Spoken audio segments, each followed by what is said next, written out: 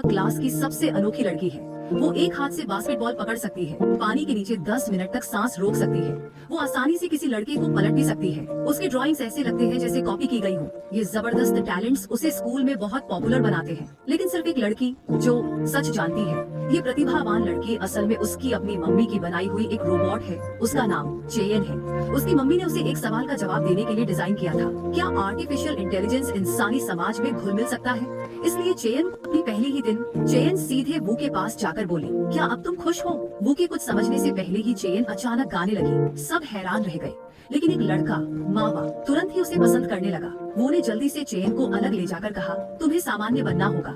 अगर किसी को पता चला कि तुम रोबोट हो तो माँ की मेहनत बेकार हो जाएगी। उसने चेयन को समझाया। उनकी लेकिन टेक कंपनी के अंदर विरोध है कि एआई इस ह्यूमैनिटी के लिए बर्बादी लेकर आएगा। कुछ लोग छुपकर काम कर रहे हैं कि इसे रोका जाए ताकि ये एआई रोबोट कभी लॉन्च न हो सके।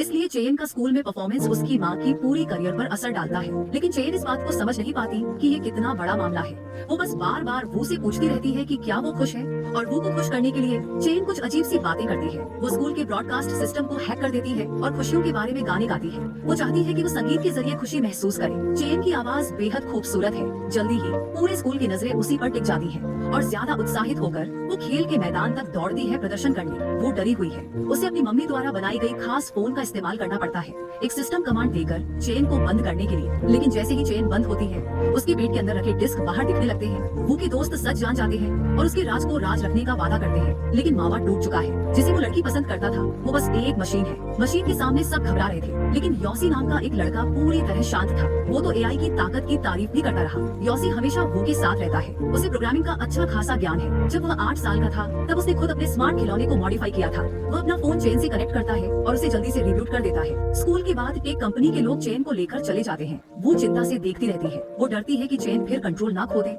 और उसकी माँ के काम को बर्बाद कर दे। लेकिन इसके बाद भी चेन वो को खुश करने के लिए पूरी तरह तैयार है। वह स्कूल के स्मार्ट सिस्टम को हैक करती है। सिस्टम फिर से एक्टिव हो गया। इस बार उसने एक रोबोट को कंट्रोल किया जो वो पर हमला कर रहा है। चेन देखना चाहता है कि कौन सा लड़का आगे आकर उसे रोकेगा। वो के लिए एक परफेक्ट रोमांस प्लान करने की कोशिश कर रही है, लेकिन कोई भी उस रोबोट के पास जाने की हिम्मत नहीं करता। तभी मावा सही समय पर आता है, लेकिन जल्दी ही उसे हरा दिया जाता है। एक टीचर फोन निकालता है और शट डाउन कमांड देता है। चेन जो रोबोट के पास खड़ी थी, वह भी बंद हो जाती है। खुदकिस्मती से योसी जल्दी चेन के सामने आ जाता है और अपने शरीर से सभी की नजरें रोक लेता है, जिससे चेन का सच की वो एक रोबोट है सबके सामने आने से बच जाता है। ऐसे फिर से न वो रोकने के लिए योसी ने चेन का शटडाउन सिस्टम हटा दिया। कुछ फटाफट सेटिंग्स करने के बाद चेन फिर से ठीक हो गई। अगर एआई रोबोट सच में हमारी दुनिया में पूरी तरह से घुल मिल जाए तो तुम्हें क्या लगता है, ये अच्छा होगा या बुरा?